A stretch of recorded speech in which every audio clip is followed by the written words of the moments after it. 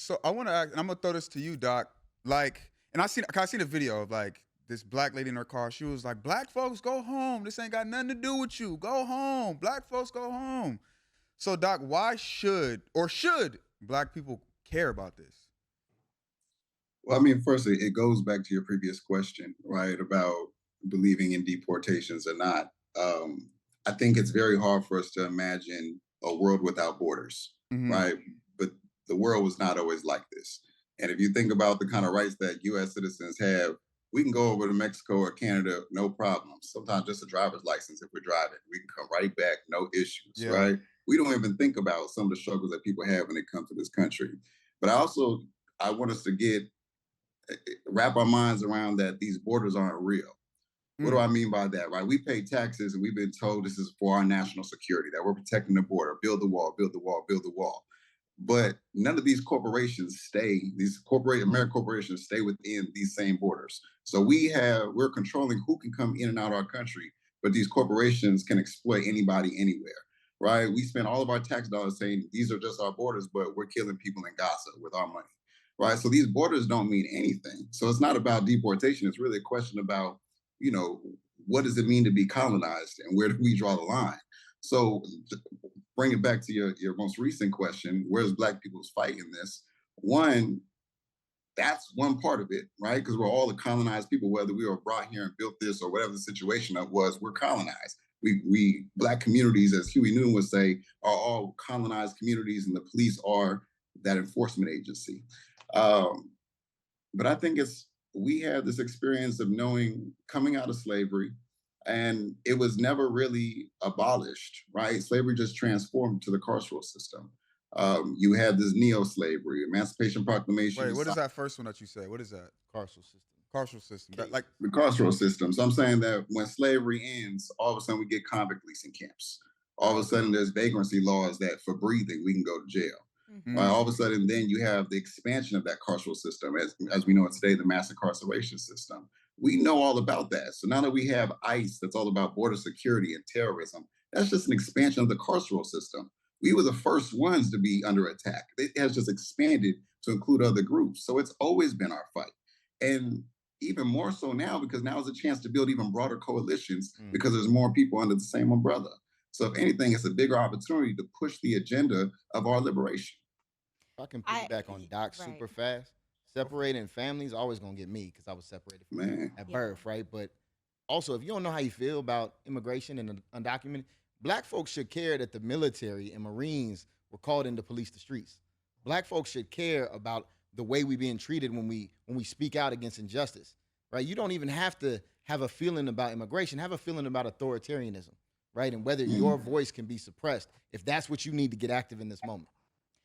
Well said. Well said. I think that's a really good point, and I wish that's something that more people could hear because I think it can get so divisive, especially on social media. And I've seen a lot of people be like, "Well, they voted for Trump, or that's who they wanted in office, and like this is not our fight," kind of thing. But I think from just a human standpoint, like a humanitarianism standpoint, like race aside, like you said, when it comes to the powers that we're seeing being abused, like it can happen to anybody because we're not in that position of power.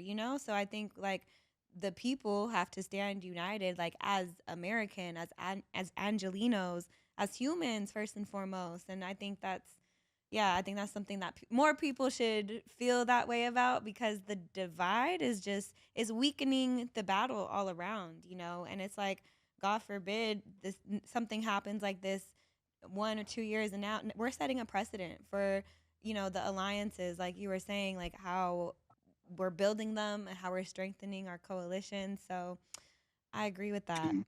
And can I just say, we just got the right to vote in the 60s and 70s for real. We didn't vote for most. We haven't voted for most of the presidents in this country, and it's still always been our fight. It's only our third day that didn't change anything. We just had to be more creative. Yeah. One of the things that we posted, we did a post, and it was like did like a recap of all of the protests in LA, and one of the words we put on the title was we used riots, and obviously we got a lot of backlash I ain't sliding the DMs, but I saw it and I was like, that ain't it. Right, and a lot of people, and you know, the old, bro, listen, the growth is real. The old me, I would have been like, I'm standing on it, I don't care. But, you know, as we get bigger, I'm like, okay, let me kind of, you know, I don't want to, this is bigger than me. And so we changed it to protest. From my vantage point, and I guess maybe I'm just more so looking at the media, I'm looking at shit, people burning stuff, and I guess nobody's necessarily getting hurt, but I'm seeing violence. And when I see that, my brain says, oh my God, it's a riot. And so what makes this a protest versus a riot? Because it seems violent on TV, and maybe it's not. But no, you hit on it, and actually you hit on it like 20 minutes ago. I'm good.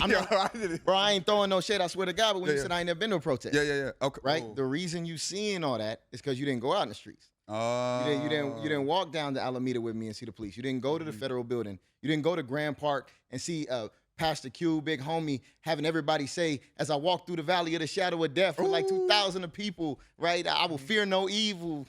You know, my rod and my staff. Like, you didn't see clergy praying in front of the National Guard, and they don't want you to see that. That ain't no clicks. Riots clicks. I know. Seriously. You know, the uprising ain't clicks. We getting a lot of followers right now. You know what I mean? And so the controversy, and then you got folks like recycling old videos, like from shit from way back. They're going to 92. I was like, why is your video black and white? Like, why is you know? So and they want to see that. Fox News want to see that. The rest of the country want to see that. That's the way they see us. So when you use their language, you validate in the way they see us. That's probably why you got the pushback, because the way I see us is love and solidarity, and the way Nip and Pac said it, you know, black love, brown pride in the set. We out here, we fight for each other. That's what I'm seeing out here. I'm not seeing, you know, there's a couple Waymos. I did see a couple Waymos. I'm not gonna say that didn't happen. A couple of those happened. What do you see when you see that? What are you thinking? Like, what do you think? People are mad. You know what the Waymo thing is? Like, people saw the military across from them, and they said, how do we put a barrier between us and the military? Oh, I know. Let's call these driverless cars that already displaced Uber drivers, and because the car ain't gonna move if I call it here, and line up these cars between us and the police. That's how it started. And then, you know, somebody go smash a window and it goes from there. But it started as a defense tactic, and then, you know, a few of us called Waymo and said, hey, turn off your geo location for LA. You got to turn that off for a few days. But is that I would also think about, though, I mean, we didn't start this. They came into our community. Right. So it's not like there was a riot going on. They sent the police in, right? Or they sent ICE in. ICE was here first. The people responded.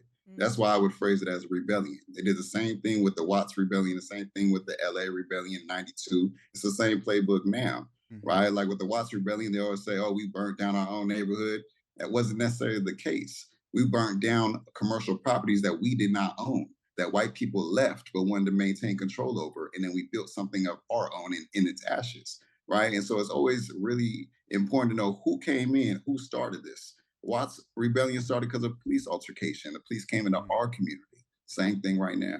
Is that a necessary part of rebellion? The burning and stuff. Do you feel like that's a necessary part of it, or just I think resistance comes in many ways. I think that you need your legislators, but I also think you need, sometimes when things get this intense, where people are getting kidnapped and getting their families broken up, I think it is right to have a rebellion where property is destroyed, because it should cost something, because it's costing a lot of people their lives. That's a bar, dude. Yeah.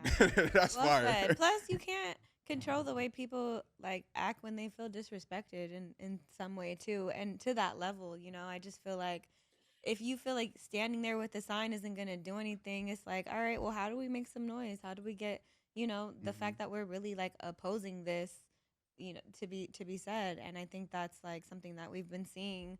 And yeah, you know, with